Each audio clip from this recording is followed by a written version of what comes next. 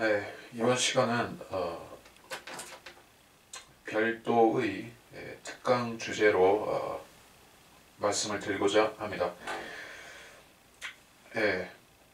제가 기존에는 여러 가지 성경 강해들을 가지고 하는데, 성경 강해들은 그 이해하시는 보시는 분들의 그 이해도에 따라서 이해가 전혀 되지 않을 수도 있고, 어떤 필요성에 대해서 그게 절감이 안 될 수도 있을 것 같습니다. 주로 구약에 대해서 얘기를 할 때는 더더욱이 관심도가 천차만별일 수가 있어요. 근데 그리스도인에게 있어서 관심도가 동일하게 높을 수밖에 없는 주제는 또 핫 이슈가 될 수 있는 주제가 바로 이 휴거의 문제가 있을 것이고, 구원 자체의 이슈가 있고, 그리고 재림이 있죠. 그리고 사실 천연왕국도 그러한 핫 이슈 중에 하나이기도 합니다. 근데 이것들은 천연왕국이라는 이슈는 아무래도 그 앞서 있는 사건들을 제대로 알았을 때 관심이 가게 되는 부분이기도 하죠. 그래서 제가 오늘 말씀을 드리는 그 주제는 어린 양의 혼인식 그리고 혼인잔치라는 그 부분에 대해서 말씀을 드리고자 하는 것입니다.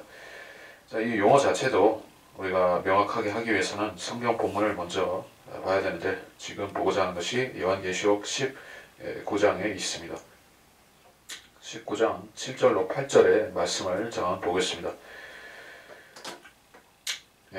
기뻐하고 즐거워하며 그분께 존귀를 돌리세. 이는 어린 양의 혼인식이 다가왔고 그의 아내도 자신을 예비하였음이라. 이제 그녀에게 허락하사 정결하고 흰 세마포를 입게 하셨으니 세마포는 성도들의 의라. 어린 양의 혼인식이라는 단어가 등장했습니다. 그리고 여기서는 그의 아내 신약 교회를 말씀하고 있어요. 자, 우리가 구약이다 또 신약이다 얘기할 때 올드 테스트먼트, 뉴 테스트먼트라고 할 때 이 신약은 우리가 이미 그 구원을 받았을 적에 그 언약 아래로 들어가 있는 상태죠. 그래서 우리는 신약의 적용을 받고 신약 하에서 구원을 받은 사람이죠. 근데 그 우주적인 교회와 주님께서 실제로 한 몸이 되시는 사건, 영적으로 우리가 주님이 한 몸이고 한 지체로서 있지만 실질적으로 그렇게 되는 사건이 있을 것이요. 그것이 언제 있는 것인가? 7년 대환란의 끝에 있는 사건이, 7년 환란의 끝부분에 있는 사건이 어린 양의 혼인식이다 하는 것이요. 그래서 이 혼인식에서 그리스도의 신부가 모습을 드러내는 것이요. 교회 시대에는 우리가 이 신부의 모습을 어디서도 볼 수가 없습니다. 자, 우선 교회라는 것 자체가 단일화 하나로서 있지 않죠.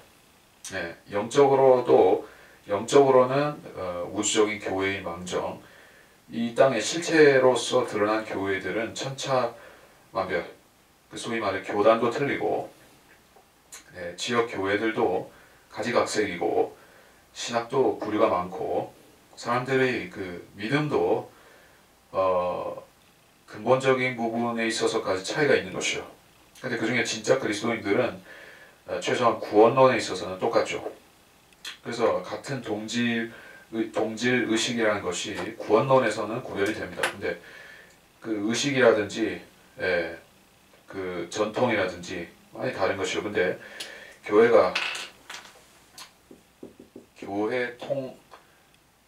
요새는 그 교회 통합, 교회 일치, 이것을 어떤 그 교단의 중심으로 해서 운동을 합니다. 무브먼트를 해서 하나로 합치자는 것이요. 이것이 WCC에서 하는 교회 일치 운동인 것이요. 캐톨릭에서도 하고 있는 일치 운동인 것입니다. 이 사람들의 개념은 지역 교회를 흩어진 것, 갈라진 것, 또 교단들이 흩어진 것, 갈라진 것, 수많은 교단들이 생긴 것을, 종파들이 생긴 것을 합쳐야 된다는 개념이 있는 것이요. 그래서 이 기존 교회 사람들은 신학에서는 우주적 교회를 가르치고 배우고 그렇게 합니다. 캐톨릭도 우주적 교회 개념은 갖고 있어요. 근데 그것을 무시하고 지역 교회를 통합하면 우주적인 교회가 된다고 사람들을 속이는 것이요. 근데 교회는 결국에 주님께서 합치시는 것이요. 성도들을 하나로 모으시는 것이죠. 그것이 휴거라는 사건인데 우리가 휴거에 대해서 보기 위해서는 일단 고린도 전서를 한번 보겠습니다.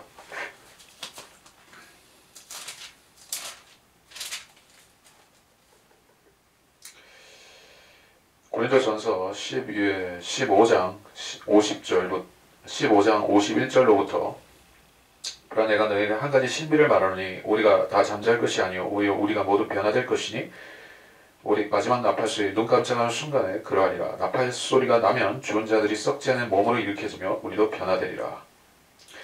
죽은 자들이 부활하고 산 자들도 변화될 것이다. 이렇게 얘기를 했습니다.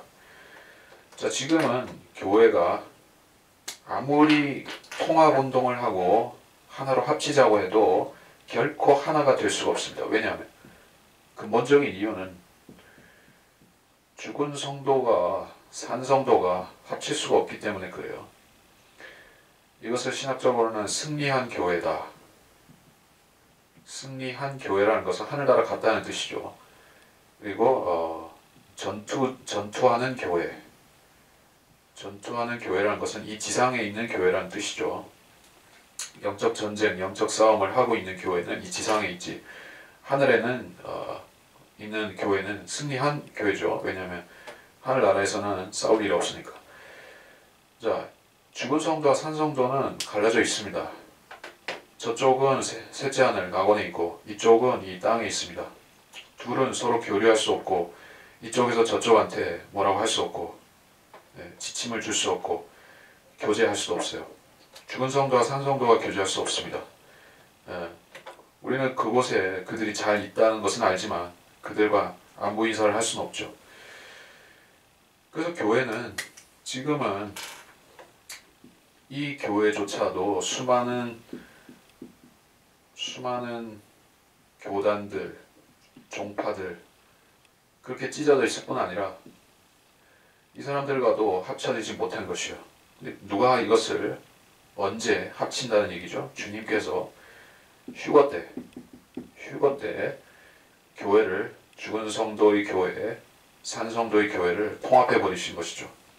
그때는 우리들 모두가 동일한 부활의 몸을 입고서 한 교회로 주님 앞에 순결한 신부의 모습으로 그때 나타나는 것입니다. 그러니까 이 교회 통합 운동하는 사람들에게는 정말 기가 막힌 일이죠. 그들은 주님께서 하실 일을 자기들이 생색내고 있다는 것이요. 주님께서 공중 재림하셔서 하셔야 될 교회 통합을 그들은 자기들이 발벗고 나서서 마치 자기들이 어린 양이신 주님인 것 마냥 그렇게 하려고 부질없는 수작을 벌이고 있는 것이 교회 통합 운동이다. 자, 그래서 우리는 어린 양의 혼인식에 대한 비전이 있어야만 됩니다. 성령대로 믿는 사람들도 있어야 되고 누구든지 주 예수 그리스도의 재림을 기다린다고 하는 사람은 이 휴거의 날 그리고 주님께서 신부를 불러 올리실 그 날에 대한 비전과 소망이 반드시 있어야만 된다. 것이요. 이 날을 기다리지 않는 성도는 성도라고 하기도 민망한 것입니다. 이 날이 어떤 날인가? 이 어린 양의 혼인식은 언제 있다고 했죠? 그 환란 끝에 있다고 7년 환란 끝에 있을 것이라고 했습니다. 왜냐하면 이 사건이 있고 나서 19장에서 이런 혼인식 얘기가 나오고 나서 곧장 주님이 흰말을 타고 재림하시기 때문에 끝에 있습니다. 그러면 그 전에 뭔가가 있겠죠. 그 뭔가가 뭔가이냐 하면 그리스도의 심판석입니다. 거기서 죄들을 떨어버려야 된 것이요. 잘못된 행위들은 불로 태우고 또 말씀의 물로 씻어야 되는데 양잿물이 아니라 말씀의 물로 씻어야 되는데 이렇게 철저히 씻고 예복을 입고 흰옷이죠. 흰옷을 입고 혼인식에 들어와야 되는 것입니다.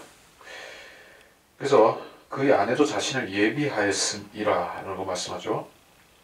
7절에서 예비하였습니다 말씀하고 있습니다.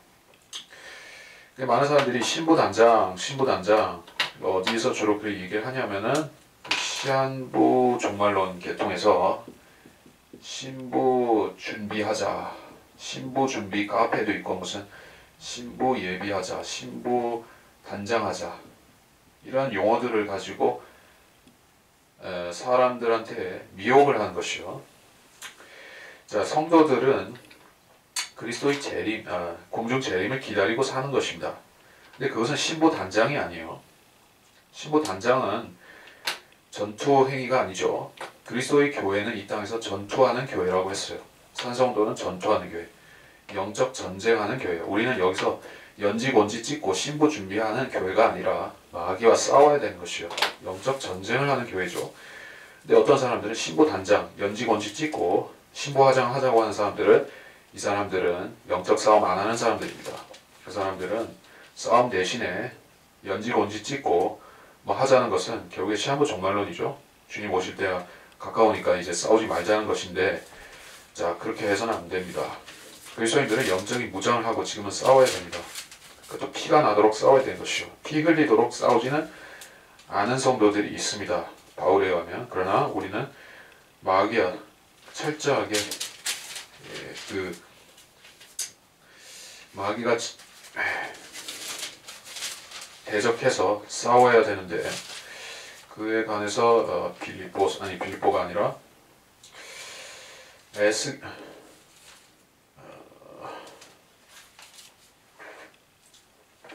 에베소서 마지막 장 에베소서 6장에 보면 이렇죠. 에베소서 6장 11절 너희는 마귀의 술책에 대항하여 설 수 있도록 하나님의 전신 갑옷을 입으라. 이는 우리의 싸움이 혈과 육에 대항하는 것이 아니라 정사들과 권세들과 이 세상 어둠의 주관자들과 높은 곳들에 있는 영적 악에 대항하는 것이기 때문이라. 그러므로 너희는 하나님의 전신 갑옷을 입으라. 이는 너희가 악한 날에 저항할 수 있으며 또 모든 일을 다 이루기까지 서 있게 하기 위함이니라. 싸우라, 전투하라, 대적하라, 갑옷을 입으라. 예. 여러분, 갑옷을 입고 피투성이가 된 갑옷을 입고 살상 무기를 들고 신부 준비하는 사람 봤습니까? 아니죠. 우리는 여기서 싸워야 됩니다. 신부 준비하는 게 아니에요. 신부 단장하는 게 아닙니다. 이렇게 가르치는 것들은 목사들은 사이비 종말론자들입니다. 은사주의자들입니다. 그 사람들이 무슨 환란전 휴가 어쩌고 한다 할지라도 은사주의요 사이비 종말론자들입니다. 그 개념 자체가 그렇습니다. 성경을 무지하니까 그렇게 하는 것인데 그렇게 하면은 안 됩니다. 자, 우리는 여기서 갑옷 입고 싸워야 되는 사람들이고 이제 신부 준비하는 단계는 휴거된 다음에 그렇다는 얘기예요. 자, 이것은 이 지상에서 하는 것이 아니라 휴거 이후에 하는 것이요.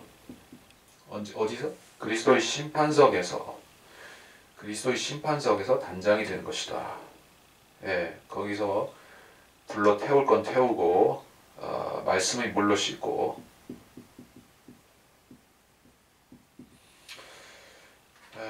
말씀이 물로 씻는다. 여러분이 말씀을 물이라고 하니까 그 물을 사람이 거듭나는 그거와 혼동하면 안 됩니다. 하늘나라에서 실제로 씻는다는 얘기예요. 8절에서 그녀에게 허락하사 정결하고 흰 세마포를 입게 하셨으니 세마포는 성도들의 의라. 자, 세마포 이것은 신부가 입는 소위 말해 웨딩드레스 같은 개념에서 그 세마포를 예복을 말씀하고 있습니다. 이것은 정결하고 흰 세마포죠. 그리고 성도들의 의라고도 했습니다. 이 세마포에 대해서는 우리가 계시록 6장에도 나오는데 계시록 6장 11절에 보면 그러나 그들 각자에게 긴 흰 옷을 주시면서 그들의 동료 종과 형제도 그들처럼 죽임을 당할 그 수가 가득 채워질 때까지 잠시만 더 쉬라고 말씀하시더라. 이 흰 옷을 받는 사람들은 환난에 처한 사람들인데 환난에 처했다가 이미 목 잘려서 죽은 사람들인데 그 사람들이 흰 옷을 받는다 이렇게 하고 있습니다. 근데 여기서는 그 목 잘려서 죽은 환난 성도를 얘기한 게 아니라 여기 8절에서는 교회 그리스도인들을 말하는 것이요. 그들이 입는 세마포인데 자 옷은 똑같이 흰 옷을 입지만은 그들의 자격은 틀리죠. 한쪽은 신부요, 또 다른 쪽은 그 동료 처녀들이죠. 동료 처녀들, 10처녀, 5처녀 할 때 그 처녀들이죠. 환난 성도는 처녀들이죠. 근데 여기서는 신부, 그 순결한 한 신부가 입는 그 세마포다. 세마포는 뭐라고 했습니까? 흰 옷 또는 세마포는 성도들의 의라고 했습니다. 그 사람의 의라고 말할 수가 있어요. 그러니까 예수님의 의가 아니라 그 사람의 의라는 뜻입니다. 자, 여기에서 그리스도인은 모두가 세마포를 입는가 혹은 입지 못하는 경우가 있을 수도 있는가 하는 그러한 논의가 있을 수가 있어요. 그래서 혹자는 그리스도인이 모두가 자기 의를 갖추고 그 자리에 나타나는 건 아닐 것이다. 그러면 어떻게 되는가? 벌거벗고 갈 것이다. 이렇게 얘기하기도 하지만 사실 그건 아닙니다. 계시록 3장에 라오디케아 교회에 대해서 말씀하실 경우에 거기서는 헐벗고 벌거벗은 수치에 대해서 말씀을 하고 있죠. 이 라오디케아의 영적인 모습을 그렇게 경고하고 계신 부분이 있습니다. 계시록 3장 17절, 18절에서 벌거벗었다 이게 하시는데 이것은 어떠한 그리스도인들이 벌거벗었다는 얘기는 아니고 이 교회에 대해서 그렇게 경고를 하셨다는 얘기예요. 그리스도인은 헐벗지를 않습니다. 왜냐하면 그리스도의 의가 있기 때문에. 자, 우리가 그 부분에 대해서 확증하려면 시편 45편 13절을 보아야만 됩니다.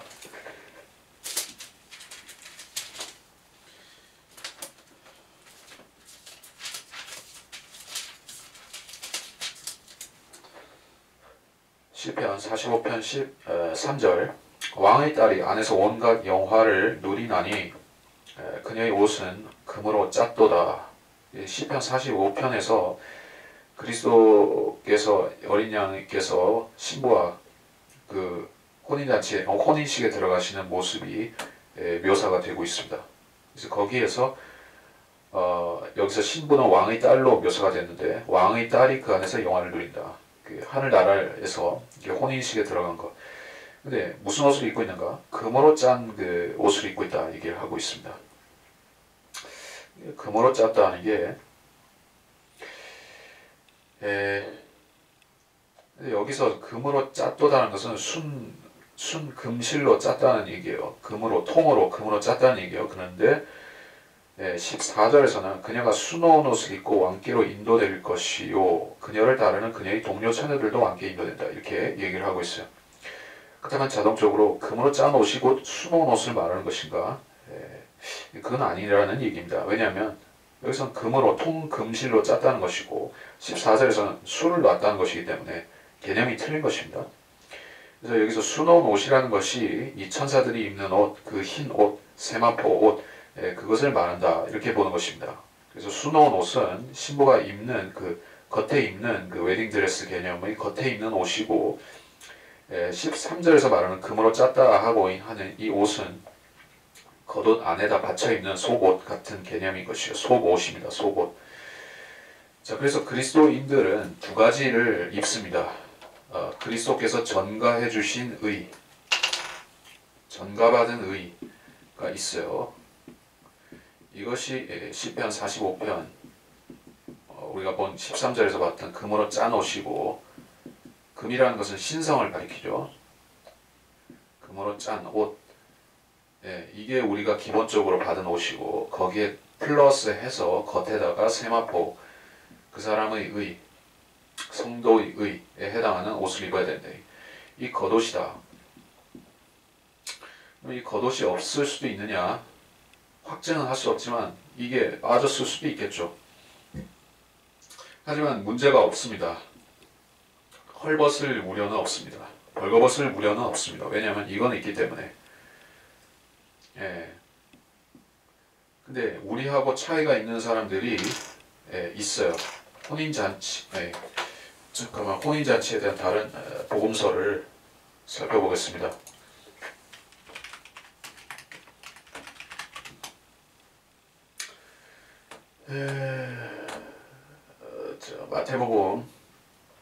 마태복음 22장 12절입니다.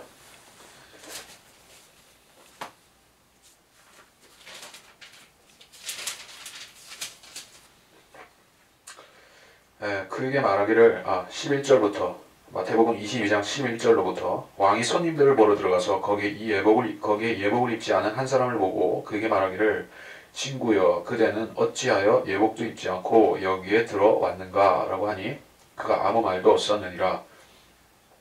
자, 여기서는 예복을 안 입은 사람이 있고 그 사람이 어떻게 되는가. 13절에서는 바깥 흑암 즉 지옥에 던져지는 입장인 것입니다. 자, 만일에 그리스도인들이 이 예화에 적용이 된다고 하면 예복을 안 입은 사람, 그 사람의 의의가 없는 사람은 지옥에 가야 된다는 게 되는데 그럴 수가 없죠. 왜냐하면 우리는 이게 있기 때문에 이 부분이 있기 때문에 적용이 안 된다는 얘기예요. 즉 다시 말해서 우리가 좀 전에 봤던 마태복음 22장의 상황은 틀리다는 얘기입니다. 거기에서 손님들은 마태복음 22장에서 손님들이 나오는데 그 손님들은 피로연에 참석한 피로연이라는 것은 지상 재림 이후에 있을 피로연을 말하는 것이요. 재림 이후에 있을 피로연에 참석한 한란 성도들 그들인 것이요. 한란 성도들이라고 봐야 되는지 아니면 단순히 유대인들이라고 얘기를 해야 될지 모르지만 그 사람들은 우리하고 다른 사람들인 것입니다. 그래서 예복을 안 입은 사람들은 곧장 적발돼서 지옥에 가는 입장이고 우리는 그런 것이 아니다는 얘기예요. 그러니까 이 혼인식에 관해서 우리가 얘기할 때는 그리스도인은 예복을 입고 참석하겠지만 하나의 가능성이 있다. 예복을 입지 못하는 사람도 있을 수 있다. 가령 행위가 없다면 그러니까 하나님께서 그 사람의 의라고 인정하실 행위가 전혀 없다면 그렇게 될 수 있겠죠. 자, 그것을 말하는 것입니다. 9절 보겠습니다. 계시록 15장 9절 그때 그가 내게 말하기를 어린 양의 혼인잔치에 초대된 그들은 복이 있다고 기록하라 하고 또 내게 말하기를 이것들은 참된 하나님의 말씀들이라고 하더라. 어린 양의 혼인잔치에 초대된 자들이 복이 있다. 자, 그러면 앞에서는 7절에서는 혼인식이 다가왔다 했는데 뒤에서는 어린 양의 혼인잔치라고 했습니다. 자, 이것을 혼동할 수가 있어요. 혼인식이 혼인잔치고 잔치가 혼인식이고 그런 거 아니냐. 이렇게 그게 그거고 이게 저거고 이렇게 말할 수가 있는데 엄밀히 말해서 혼인잔치와 혼인식은 틀립니다. 자, 혼인식은 한 번 할 수 있어요. 재혼하는 경우가 아니라면 혼인식은 한 번 하죠. 평생에 사람이. 그렇지 않습니까? 혼인식 2번, 3번 기분 내킨다고 몇 번씩 혼인식 할 수 있습니까? 그럴 수가 없죠. 혼인식이라는 것은 일생에 한 번 하는 것이요. 보통은. 그런데 사람들은 그 혼인잔치는 더 할 수 있다는 걸 모르는 것이요. 그러니까 이거는 서양 풍습이거나 한국적인 건 아니라고 봐야겠지만은 서양적으로 말하자면은 쪽에서는 결혼식 그 전에 하는 잔치도 있고 피로연도 있고 자 잔치를 오래 하는 경우가 있어요. 특히 유대인들은 혼인 잔치를 거하게 하죠. 며칠씩 하는 경우도 있고 자 그런 풍습이 있어요. 그래서 혼인식 전에도 잔치하고 혼인식 끝나고도 또 잔치하고 그렇게 잔치를 좋아한다는 얘기예요. 자, 어린 양의 혼인식이 이게 보통 혼인식이 아니죠. 그냥 간단하게 웨딩 마치 한번 딱 올리고 무슨 이 지상에서 현대인들이 바쁜 현대인들이 예식장 잡아가지고 후다다닥 해버리는 그런 혼인식 아니라는 얘기예요. 이 어린 양의 혼인 잔치 또 혼인식은 어마어마한 것입니다. 우주적인 것이고 역사에 단 한 번밖에 없을 기념비적인 것이에요. 그래서 혼인식은 한 번 하는 것이 맞지만 혼인 잔치는 2번도 할 수 있는 것이에요. 사실 2번 할 것입니다. 언제가 첫 번째 혼인 잔치냐 하면 그것은 7년 혼인 잔치인데 그것이 7년이라는 것은 우리가 어디서 예표적으로 볼 수 있는가 하면 에스더서 1장에서 바로 볼 수가 있습니다. 에스더서 1장을 잠깐 보겠습니다.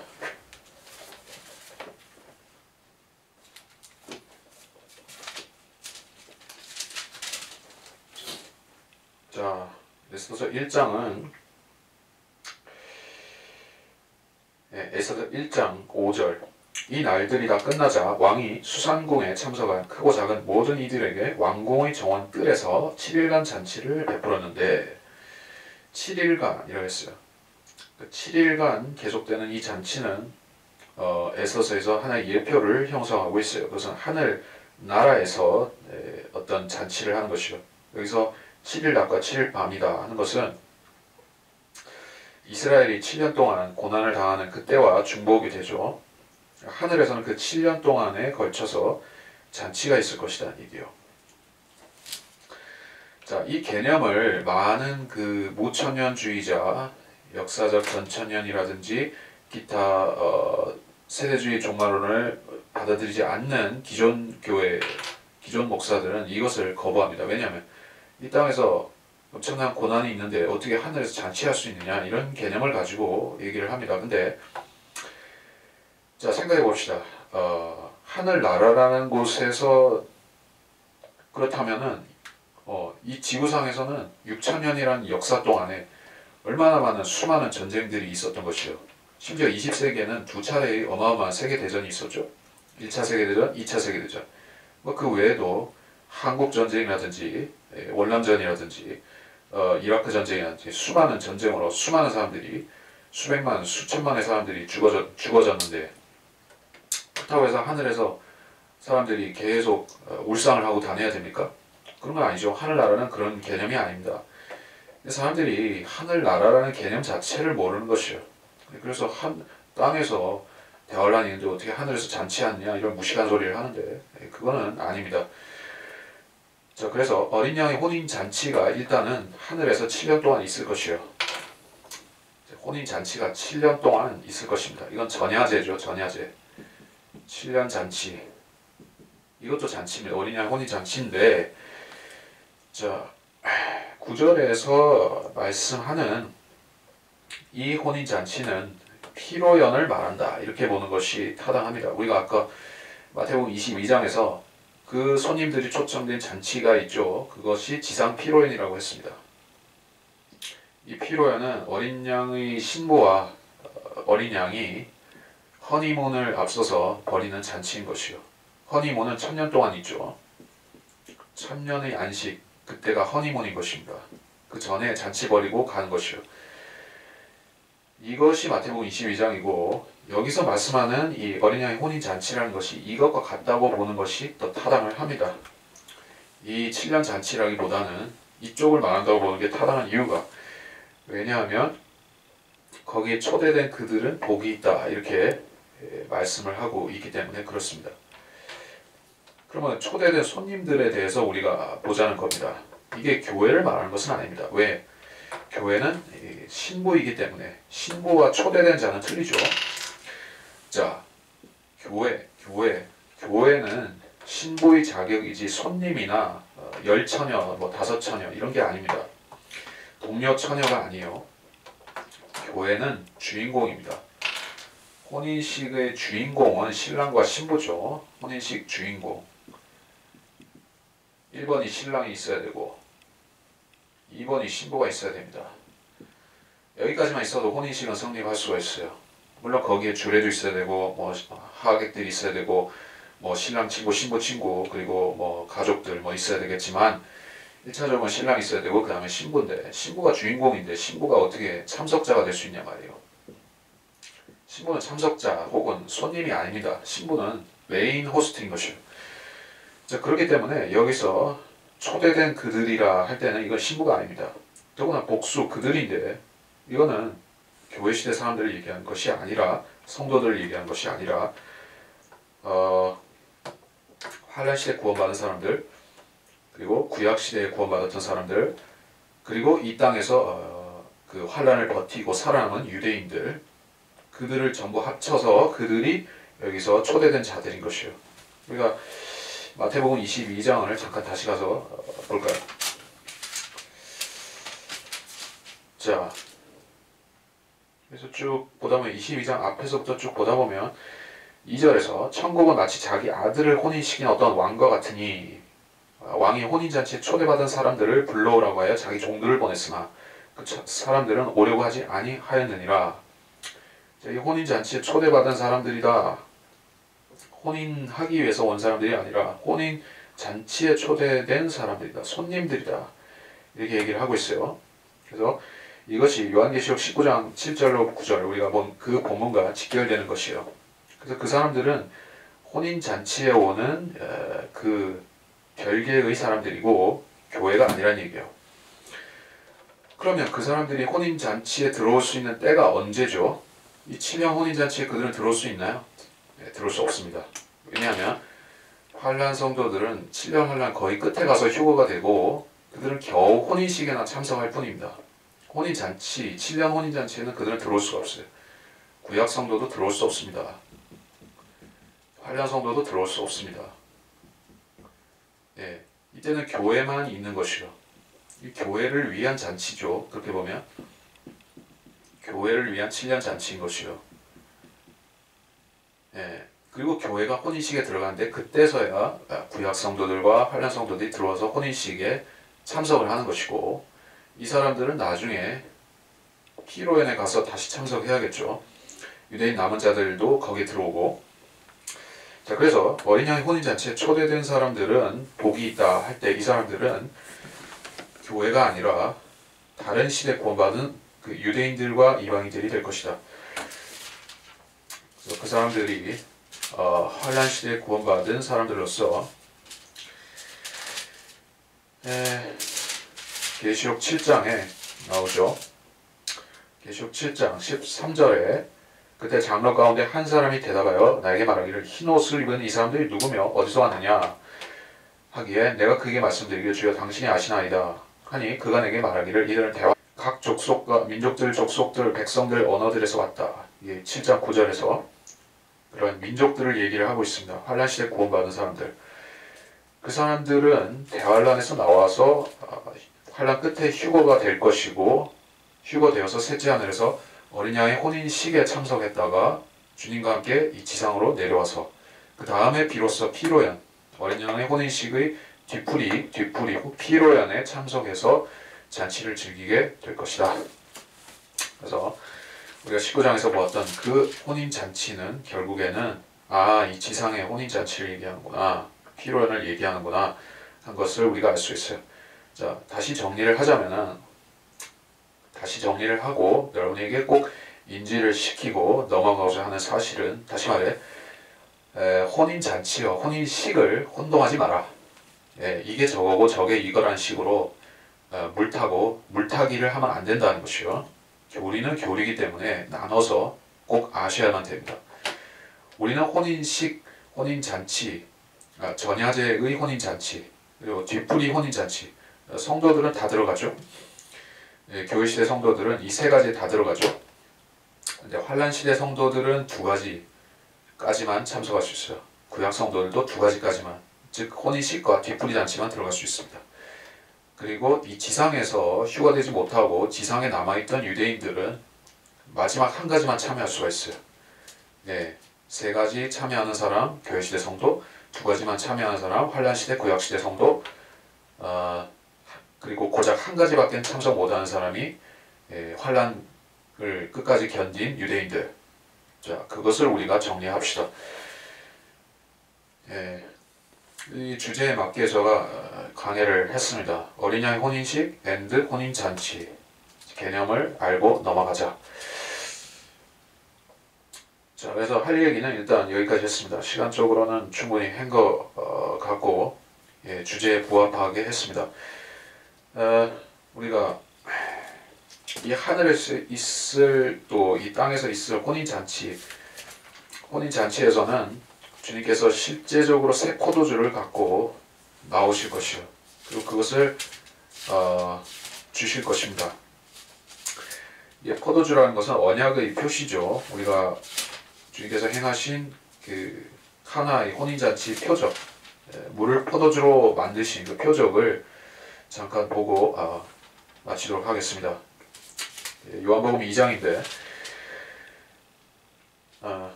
요한복음 2장 1절부터 셋째 날에 갈릴리 카나에서 혼인식이 있었는데 예수의 모친도 거기 있더라. 예수와 그의 제자들도 그 혼인식에 초대되었는데 그들에게 포도주가 부족하므로 예수의 모친이 그에게 말하기를 그들에게 포도주가 없다 하니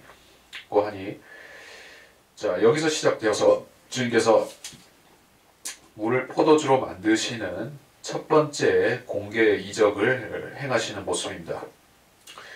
주님께서 첫 번째 행하신 이적이 그 혼인잔치와 관련된 것이었어요. 이것이 자체가 물론 혼인잔치고, 예, 그것이 하늘나라에서 있을 그 혼인잔치, 또 이 땅에서 베풀어질 그 혼인잔치, 네, 거기에 부합되는 사실입니다. 주님께서 새 포도주를 거기서 만드시는 모습을 딱 보여주셨습니다. 이게 새 포도주라는 사실을 어떻게 알 수가 있습니까? 이것은 언약을 상징하는 포도주이기 때문에 새 포도주여야만 되는 것이요. 자, 여기서는 이 카나의 혼인잔치에서는 그 발효된 포도주, 술이 된 그 포도주를 물론 썼습니다. 예, 이것은 어린 양 혼인잔치가 아니기 때문에. 그래서 거기서 본문에서 보면 집주인이 아니라 잔치를 주관하는 사람이 좋은 것을 냈다, 좋은 포도주를 냈다라고 강조하고 있죠. 좋은 포도주를 어디 간직해 두었는가? 이 좋은 거라는 것은 싱싱한 포도주를 말하는 것이요. 예, 가짜 낸 것을 말하는 것이요. 예, 그런 포도주를 주님께서 이 혼인잔치에서 백성들에게 베푸실 것이다 하는 것을 말씀한 것이요. 새 포도주를 우리가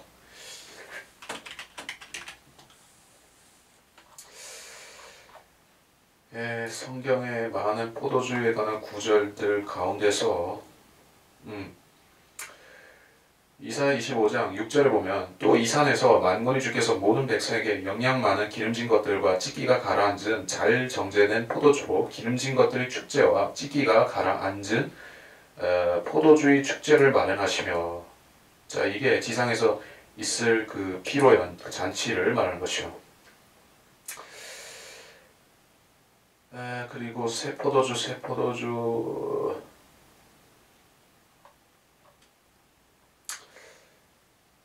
그리고 주로 다른 포도주에 관한 구절은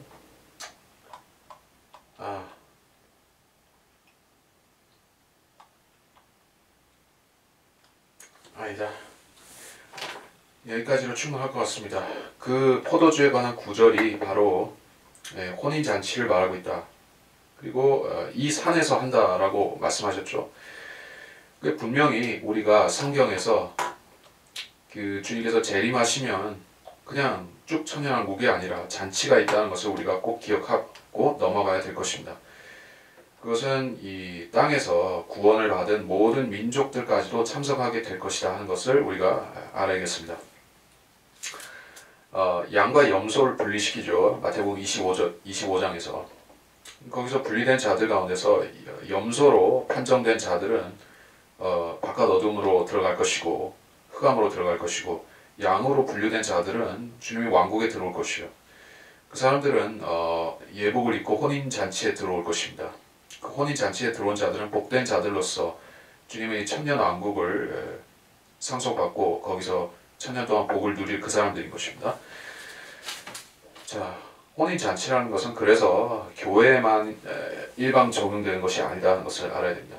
혼인식은 이 주체, 당사자 자체가 신랑이 그리스도와 신부인 교회, 그렇게 국한이 되는 것입니다. 혼인식은 신부들과 치르는 것이 아니에요. 신부들이라는 것은 아예 성경에 그런 말도 없습니다. 많은 사람들이 그리스도의 신부들이 되려고 노력하는 잘못된 종말론자들이 있어요. 그리스도의 신부들이라는 말이 없음에도 어떤 신부들이라는 카페도 유명한 카페도 있죠. 다음 카페 중에 신부들이라는 데도 있고 사람들은 신부가 뭔지도 모르고 신부들이 되겠다고 들이 되는데 신부들은 없습니다. 우리는 이 혼인식에 한 순결한 신부인 교회의 자격으로 들어가게 되고 열처녀 소위 그 열처녀 마태복음 25장에 나오는 그들은 하객들이죠. 그 사람들은 환란 끝에 가서 혼인식에 들어온 사람들이에요. 자, 우리가 이걸 마지막으로 확인을 해보겠습니다. 그 열처녀, 다섯 처녀가 언제 어디로 들어가는가 하는 그 부분에 대해서 마태복음 25장에 25장 1절을 일단 보겠습니다. 그때 천국은 등불을 들고 신랑을 맞으러 나간 10명의 처녀들과 같으니라. 천국은 했어요. 천국은 이 땅에 있죠. 여러분이 하늘에 가서 천국이 아닙니다. 이 땅에서 킹덤 오브 헤븐이라고 할 때 그 천국이라는 것은 이 땅에 주님이 통치하시는 것을 그 소위 천국이라고 합니다.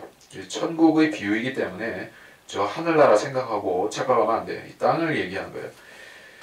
그래서 그 다섯 처녀가 여기서 현명한 처녀인데 이 처녀들은 어떤 결과에 이르는가?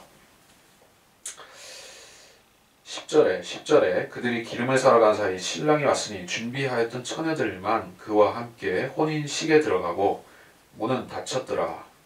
자, 이거는 하늘을 얘기합니다. 혼인식이기 때문에 얘기했죠. 혼인식은 하늘에서 한다. 이거 하늘이에요. 혼인잔치는 하늘일 수도 있고 땅에서 하는 경우도 있습니다. 전자의 혼인잔치는 하늘에서 7년간 하고 후자인 혼인잔치 피로연은 땅에서 하고 그래서 이 사람들을 혼인식에 들어가는 다섯 처녀가 있어요. 혼인식 그러니까 이 사람들이 혼인식 세레모니에 들어가니까 이 다섯 처녀가 혼인하나 보다 이렇게 착각을 하는 애석한 상황인 것이요. 많은 사람들이 다섯 처녀가 혼인식에 들어가서 웨딩드레스를 입고 주님과 다섯 처녀가 결혼한다라고 생각을 한 것이요. 아닙니다. 자, 혼인식에 주인공도 있어야 되고 들러리도 있어야 되고 동료 처녀들 그러니까 들러리들도 있어야 되고 기타 하객들도 있어야 되는 것이요. 그러니까 이 동료 처녀들이죠. 5명이 신부를 축하해주는 사람들이 있어야 되니까 들어간 것이요. 그래서 이 사람들은 여기서 휴거가 된 것입니다. 문은 닫혔다라고 했기 때문에. 이게 무슨 말인지 알겠죠? 준비하였던 처녀들만 혼인식에 들어갔습니다. 혼인식은 어디서 한다고 했죠? 하늘나라에서 하죠. 그러면 이 다섯 처녀가 혼인식에 들어가려면 이 땅에서 하늘로 가야 됩니다. 이 땅에서 하는 게 아니라 하늘로 가야 돼요. 그럼 휴거가 되는 것입니다. 다시 말해서 다섯 처녀는 교회가 아니고 다섯 처녀는 휴거가 되어야 됩니다. 그러니까 교회의 휴거만 있는 것이 아니라 한란 성도의 휴거도 있다 하는 것이요. 그래서 이 마태복음 25장을 가지고 교회의 휴거 얘기나 교회의 혼인잔치, 혼인식 얘기를 하게 되면은 결정적인 오류가 생기는 것이요. 두 가지 중요한 문제는 교회가 순수한